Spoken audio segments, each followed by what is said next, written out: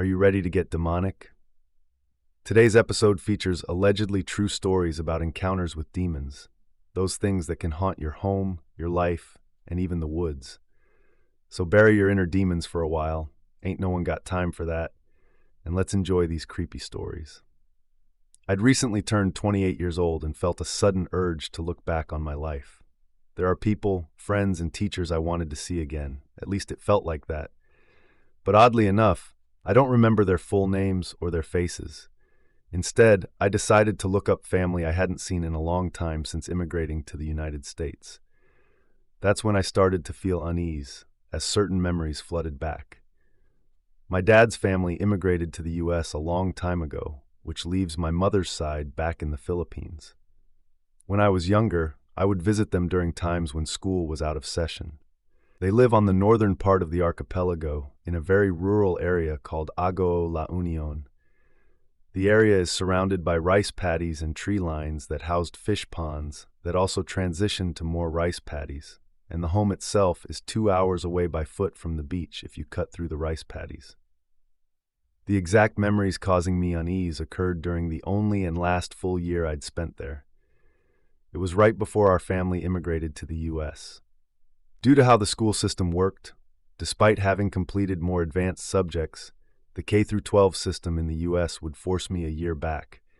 So the family decided I would go ahead and spend a full year with my mother's family in Lunion while they finalized the paperwork and while my mother settled things with her company. All my other visits prior to this had been great. The Spanish colonial style of home was made almost entirely out of some red-colored hardwood, and the furniture looked as though it had been made specifically to match the house. It felt scenic and more relaxing than the modern city life I'd been accustomed to. That made me curious. However, my grandparents and the family that lived there had one rule: do not try to open a specific room on the second floor, and if you somehow find it open, do not remove the cover of the mirror inside. I never questioned this rule before, but this time around I had a full year, and I was 10 years old. I spent about 6 months curious, but no unusual goings-on. When I would pass that room, I would end up staring at the door. I'd ask my grandparents about it, but they'd just smile at me and tell me to ignore it. My grandparents are a mix of Spanish, Japanese, and Filipino. I shrugged the rules off as just superstition. The rest of the family told me to ignore it as well, but emphasized to avoid the room. 3 months before our flight to the United States, things would begin to change.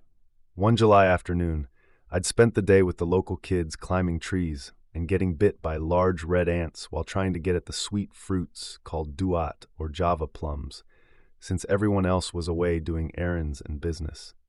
I believe it was around 4 p.m. or maybe 5 p.m. that I went back to the house as my grandparents and cousins were coming home. I ran upstairs to grab a change of clothes and a towel since I spent most of the day sweaty and dirty. I turned right at the top of the stairs to go to this open area. It's kind of like another living room. There are sofas lining the 3 walls, and the windows right by them were open. I don't remember opening them myself before I left the house to play. There were 2 doors in there, too. If you continue straight from the doorway after turning right from the top of the stairs, those doors would be to your left. The farthest door from the stairs is a room where I kept my clothes. The closer door to the stairs is the one we're supposed to keep locked. Well, when I went through the doorway, that door was wide open. It was the smallest room I've ever seen.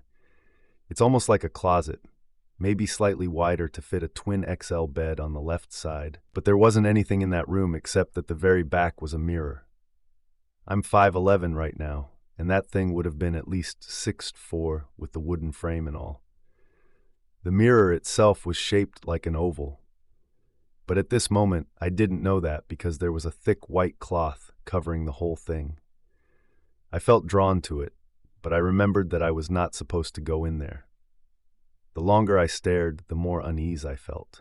I told myself to see if there was anyone else home, but my body wouldn't move. I was standing a few feet away from the entrance of that room, but my mind was racing. I knew I hadn't seen anyone on my way to the house and on my way up. I had to be alone. The more I realized this, the more the hair on the back of my neck stood up. Suddenly, I felt something grab onto my arm. I yelled, freaking out, but it was my grandmother looking at me scared and worried. I think I may have seen some anger in her expression, too. She moved her body so that the view of the mirror was obscured, and she asked me in a very stern voice, "Did you look into the mirror?" I looked around a bit confused. It was already dark out, but I had only come up here a few minutes ago when there was still light out. I told her I don't know, that I had just got back in from playing outside. As she escorted me downstairs, she apologized that they came home a bit late because the place that hauls the rice we harvest had a problem. When I looked at the clock downstairs, it was nearly 8 p.m. Where had the time gone? I think she may have told my grandfather and my cousins because they all went up together while I was eating dinner. I didn't do anything after that, as I was still confused. By the time I went to bed, it was around 12 p.m. When I went back upstairs, that door was closed again.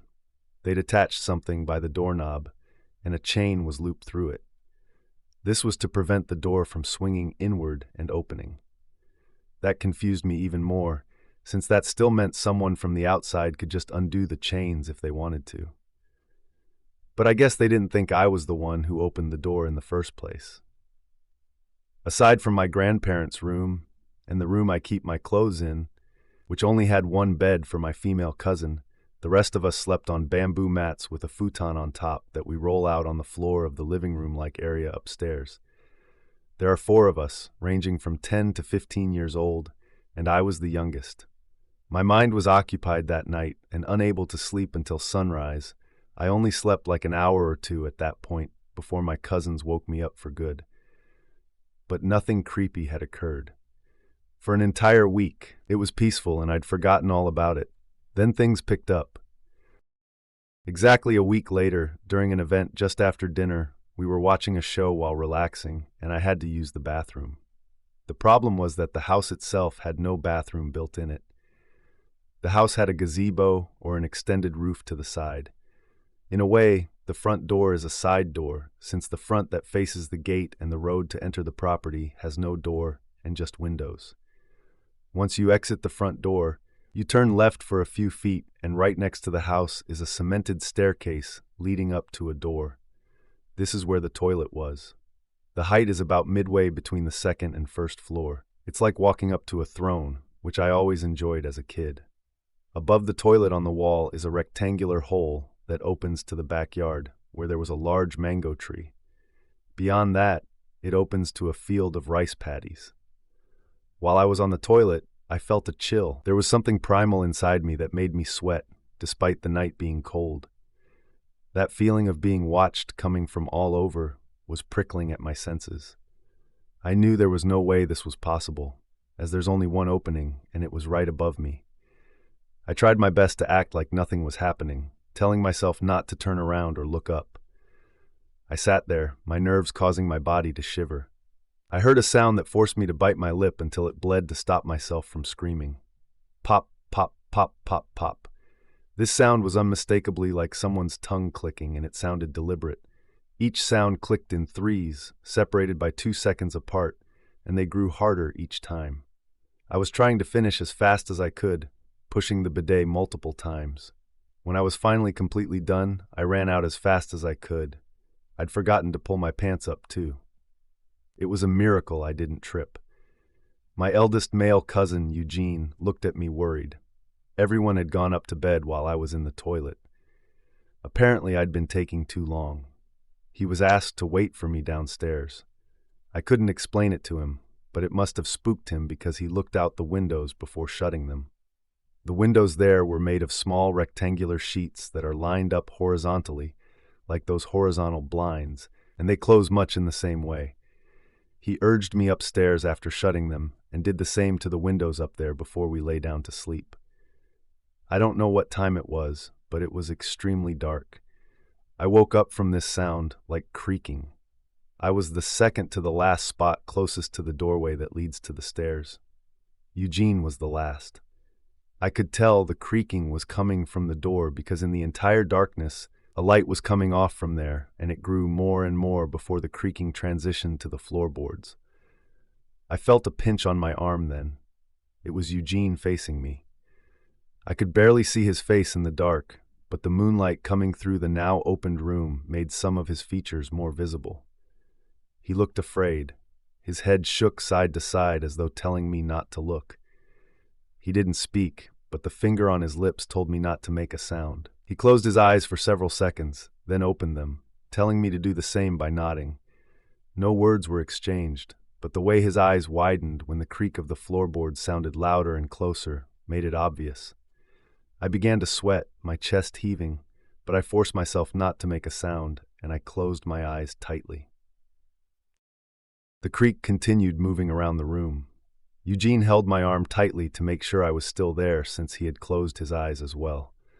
I kept mine closed, but the anxiety of hearing the creaking sounds moving closer made me tense up. My eyelids were beginning to hurt.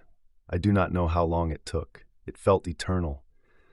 There were no footsteps on the floors each time it creaked, but sometime later, clear taps, almost like a footstep but distorted, came from the ceiling, replacing the creaking on the floorboard. A loud metallic creak filled the room coming from the farthest wall. My eyes were closed, but my back was pointing against the source of the metallic creak. The cool breeze let me know that the window had been opened. The taps on the ceiling were right above me. Eugene's hand tightened even more, and I got a feeling that my other cousins were also awake now. They were normally messy sleepers, but they were dead steady. The footsteps on the ceiling stopped right above me, but I could feel that if I opened my eyes, something would be staring right at me, and it made me want to scream. I could feel the breeze from the now open window against my back, and there was a cold brush against my cheek. Then the tongue clicks returned, and they were loud as though whoever or whatever was making them knew we were awake. It came from behind me, and the sound of something hollow tapping on the glass pane came too. As I mentioned, the walls were lined with the sofa, so right by our head, a sofa separated us from the wall. The two windows lining that wall right above us creaked. The smell of tobacco hit my nose, followed by sulfur and ammonia. From that same window, I could hear heavy breathing each time the tobacco smell surged. The leaves of the mango tree by that window shook like something was moving the branches. The tongue clicks behind me, the tobacco, ammonia, sulfur smells, and heavy breathing right by my head seemed to go on forever. I was not in the right mind to keep track of time, but I know for sure that it would be a while before the floorboard creaked again. I heard cackling from both directions out the window, then felt an unmistakable cold hand grasping my right ankle.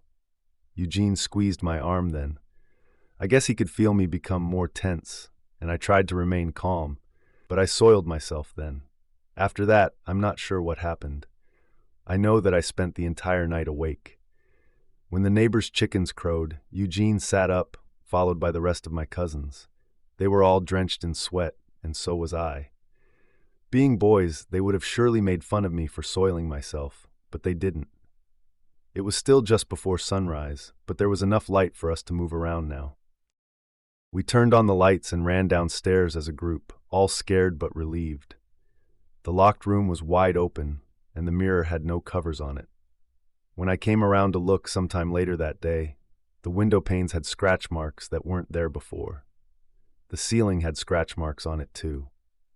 My uncle and Eugene were trying to fix the door.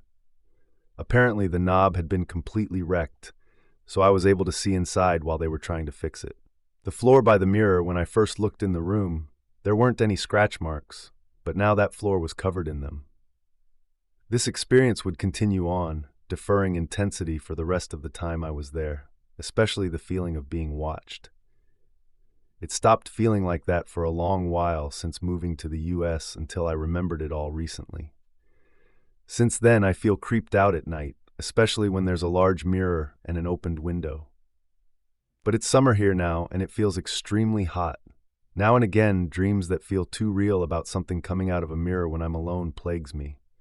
I don't know anymore. Is it just suggestive superstition, or was it all real? Let me begin by saying, It's out of my element to write about personal experiences of any kind. I tend to avoid thinking about them for the most part. Now, I grew up hearing voices, seeing or being followed by things that I couldn't put into words, and so as I got older, I would self-medicate with certain substances, as one tends to do when they don't want to face their reality. I say this because it all ties together for this story. I've made many mistakes, and I've paid dearly for them. One of these grave errors led to me being sentenced to a federal prison.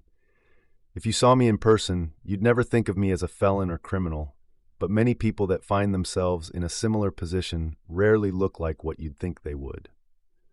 I went to a federal women's prison camp in Kentucky, which was adjacent to a high-security men's prison. When you think of prison, you think of cell blocks and barred doors, but in reality, a camp offers you a lot more freedom. We weren't behind a barbed wire fence or barred doors that automatically close you in. There were communal bathrooms, and for the most part, you had free range of the camp, although there were set hours you had to be in your room for counts, etc. A count is when a guard goes through the entire facility and counts you, so they can make sure there are no inmates escaping, missing, out of bounds, etc. I came in during the height of the Rona, so a lot of the programs were shut down, and there wasn't much to do but sleep and hope for a good work assignment, which would help you pass the time. My first experience wasn't as horrifying as my others, but it was still very unsettling. At the time, I was of course on edge. I was entering a prison with other women, forced to live in a tiny room with 12 other people that you don't know, and who was to say what they were there for, or what they were capable of to begin with. I was sleeping on the top bunk, which was next to the wall with my back facing the room. One night I felt a tap on my shoulder.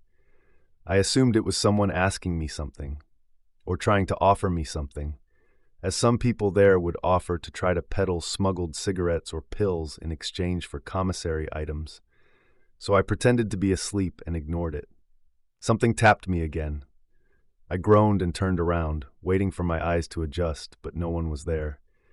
I swung my head down to look below at the inmates sleeping under me, expecting to find them giggling and being childish. I assumed someone was trying to haze me, as I was the new inmate in the room, but she was sleeping softly, snoring along with everyone else in the room. As you can imagine, it's not a quiet place, even in the middle of the night, with everyone sleeping around you. I turned back over, trying to fall asleep. Right as I felt myself fading out of consciousness, something which felt very much like a hand forcefully placed its palm on my shoulder instead of the light taps I felt before. This jolted me awake, and I turned to nothing again.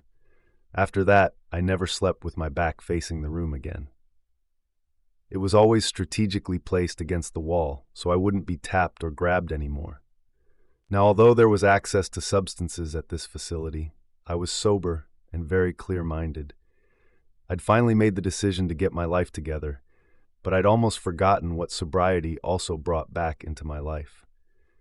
After gaining some bearings and observing my fellow inmates, I felt comfortable enough to ask someone what they may have experienced in this facility.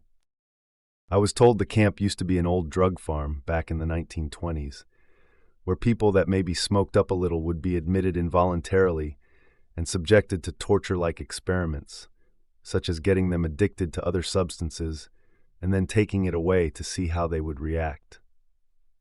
Many people died, and the basement of the facility which now housed the gym and the library used to be the morgue.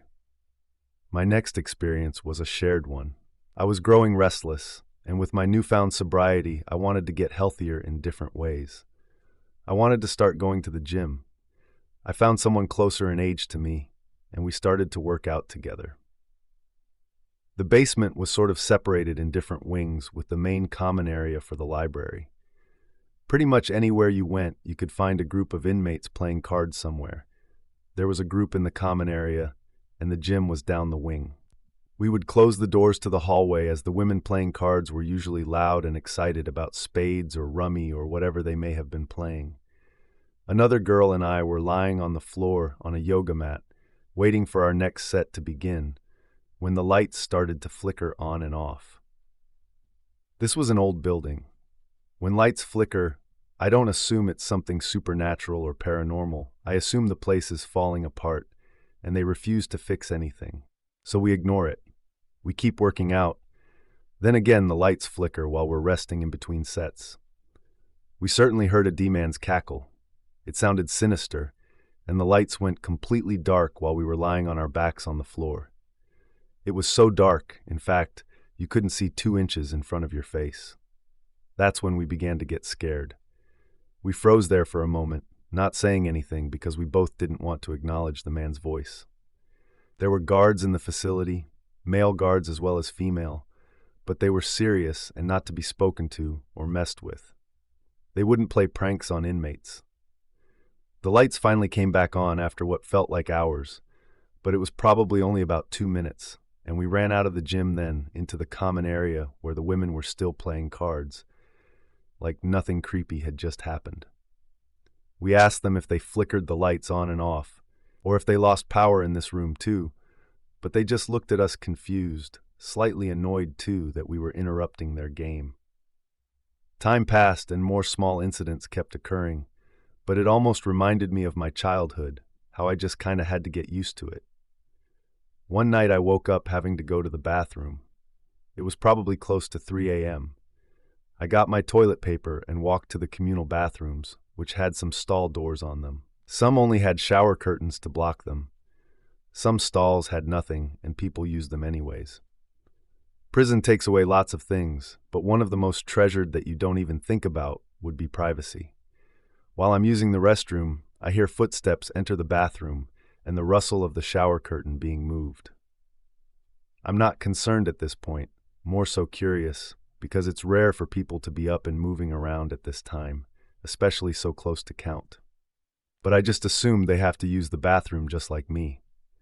My curiosity led me to bend down to peek at the feet of my neighbor, but when I do, I see almost blackened feet, crusted with a dark brown gooey substance that looks like blood. The toenails were cracked and bleeding. The heels were scarred and hardened. This was not normal. It was common sense to make sure no matter where you go within the prison, you wear shoes, as you could get athlete's foot, especially in the bathrooms.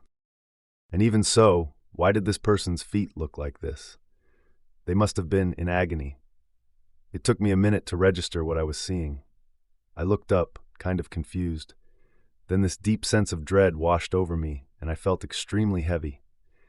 I looked back again at my neighbor's feet, but I didn't see anything. No one was there anymore. I quickly ran back to my room, silently praying the thing with the mangled and bloody feet did not follow me into my cell. Things kept happening to other women. You would hear the stories that were passed down to one inmate to another, which were always embellished, and you could tell when someone was adding something or flat out lying, just to tell a story, as a woman's prison is a very gossipy place, for the most part. I met this one girl who was fairly new. She had been designated in this area known as the bus stop to sleep, and essentially lived with about 40 other women in a common area on the other side of the camp. She looked ragged, like she hadn't slept in years, but she was so young.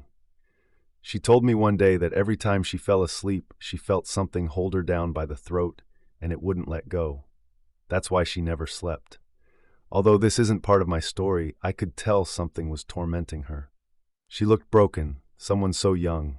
Obviously, she had made a mistake or two to be here, but still, she had a life left to live and a chance to change.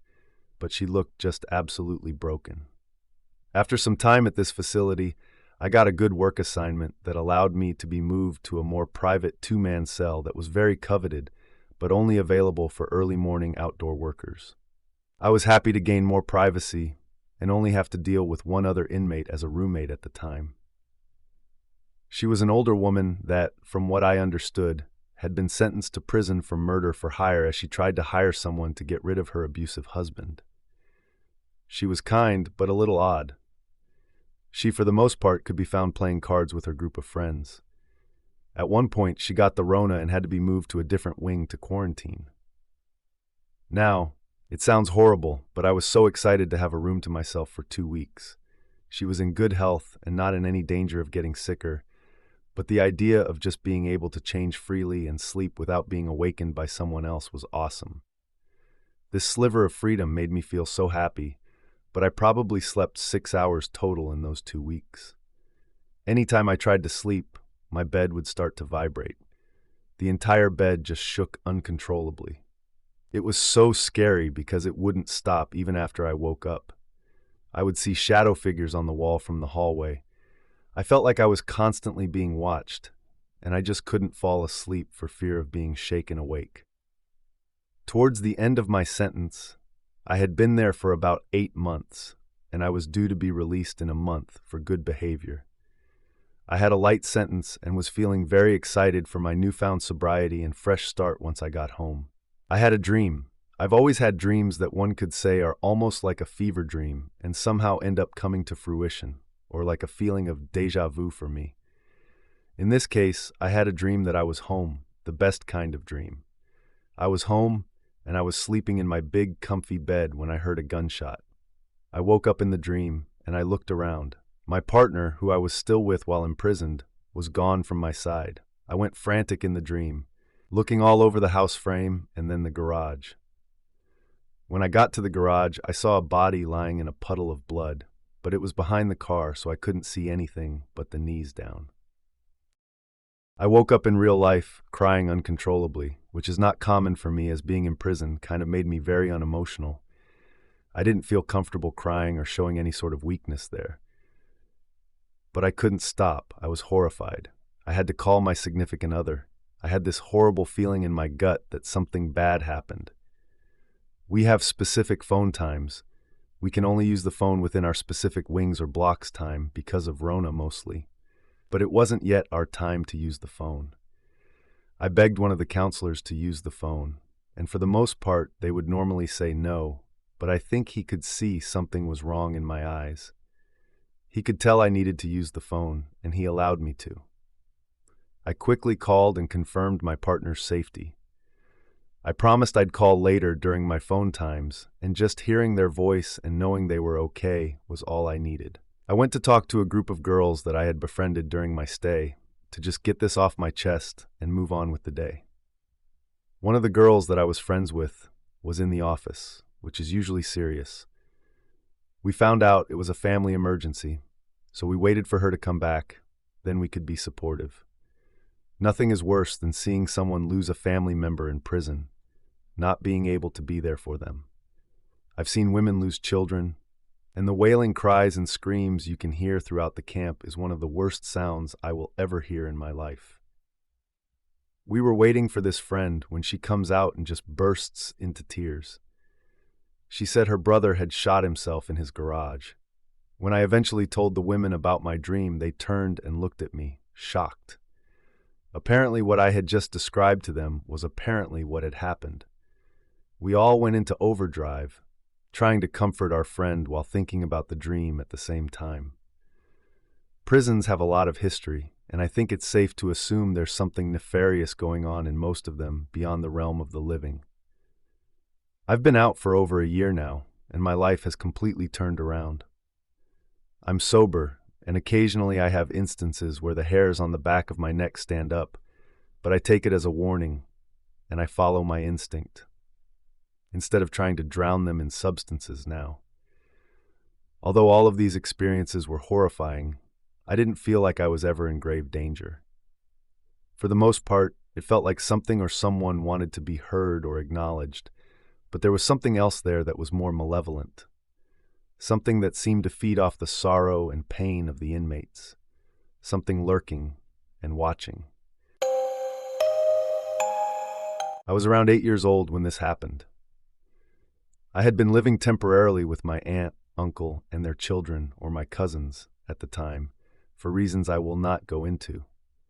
I remembered I'd been sitting on the bottom bunk. I was reading one of my favorite books at the time. I never really felt comfortable being in a room by myself when I was younger. I always felt there were these presences in the same room as me.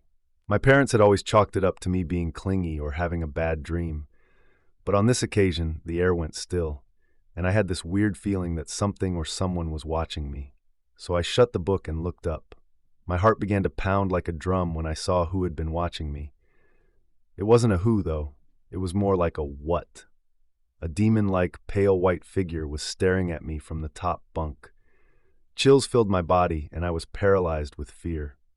I shivered, not from being cold. It was from the huge amount of fear I was feeling at the moment. This woman had pale white skin that was the color of fresh snow. She had raven black hair, and her entire eye was black, like a demon's from one of those supernatural TV shows. She opened her mouth wide and showed off her sharp teeth, which resembled what a carnivore's teeth would look like. Our staring contest we had seemed to go on for a minute or two before the demonic-like creature began to speak. "Do you want to play a game?" the creature asked in a distorted voice. I shook my head, terrified. The creature growled, and it seemed to lunge at me. I closed my eyes, and when I opened them again, that demonic woman, more like creature, had vanished into seemingly thin air. It should be impossible that someone or something could just disappear that quickly. I shoved my book to the side and raced out of the room. I told my cousins and siblings what I witnessed. They assumed it was just my overactive imagination.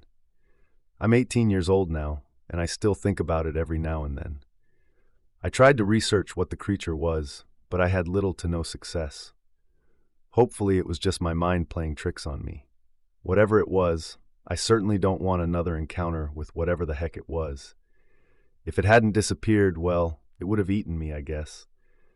And that makes me feel rather unnerved. Well, that brings us to the end of today's episode. I hope you enjoyed it. Remember to stay safe out there, because this world is full of strange and terrifying things.